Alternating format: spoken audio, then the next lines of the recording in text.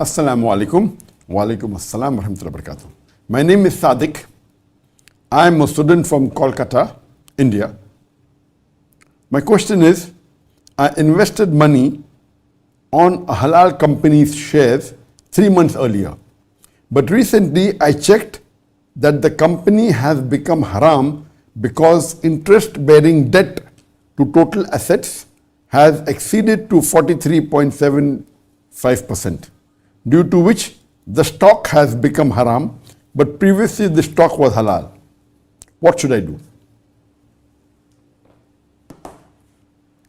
The question posed by Brother Sadiq that he invested in halal shares, and maybe he has knowledge about how to invest in stock which are Sharia compliant.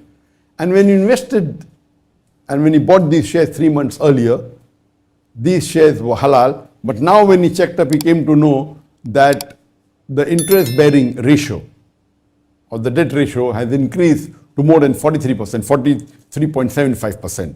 So now it's become haram. What should he do? First, if you have heard my answers on how do you come to know whether the stocks you're purchasing of a particular company Sharia compliant or not, and there are 5 categories. The first is that the core activity should be halal, and then you should see to it that they're not involved in any interest bearing activity as a company which is giving loan on interest, etc. Then the cash and the debt ratio should be less, and any haram activity should be less than 5%. These were discussed in detail. So the brother may have checked and he realized after 3 months that the debt ratio has increased to more than 43%, and that makes the share haram. What should he do? He should immediately sell the share. Sell the share and invest in a halal share. But while investing, see to it that there are 2 types of Sharia compliant. One is that the company itself has a Sharia board, and it is Sharia compliant by nature. By nature means it has a board.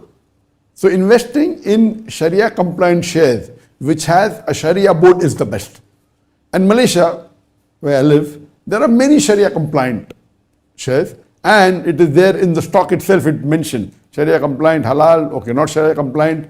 In India, there are very few which have a Sharia board, etc. Hardly any. But even if it doesn't have a Sharia board, it can be Sharia compliant by nature, because it may not be a debt company, it may not be taking loans, the core activity may not be haram, it may be dealing with maybe pharmaceuticals. So by nature it can be. So some companies by nature, if they don't have a Sharia board also, it can remain halal, but some company can keep on changing, like the one you said. You invest in a company and that company has got involved into debt, so in this you have to keep on monitoring. But the best is to invest in shares which invest in companies which have a Sharia board. The second best would be by nature if it's Sharia compliant. You know that the company will not involve in taking loans from the bank, and by nature it is such a company, it is a strong company, it's a big company, and it's involved in products which are halal.